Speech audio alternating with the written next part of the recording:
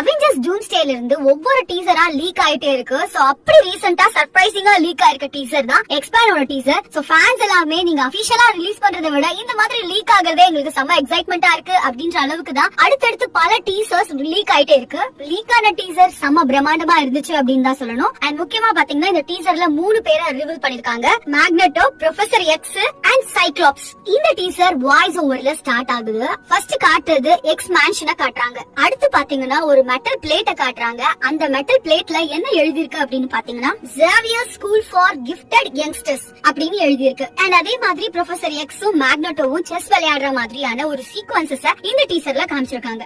And டீசரோட எண்ட்ல ஒரு பயங்கரமான சம்பவத்தை பண்ணிருக்காங்க. அண்ட் சைக்ளாப்ஸ அவரோட காமிக் அக்யூரேட் காஸ்டியூம்ல காமிச்சிருக்காங்க. அண்ட் அவரு சென்டினல்ஸ் கூட சண்டை போடுற மாதிரி சீக்வன்சஸ் வச்சிருக்காங்க. அதுல பாத்தீங்கன்னா அவரு வைசரை கழட்டி அவரோட லேசர் பீமை வச்சு சென்டினல்ஸ் அட்டாக் பண்ற மாதிரி தான் டீசரை முடிச்சிருக்காங்க.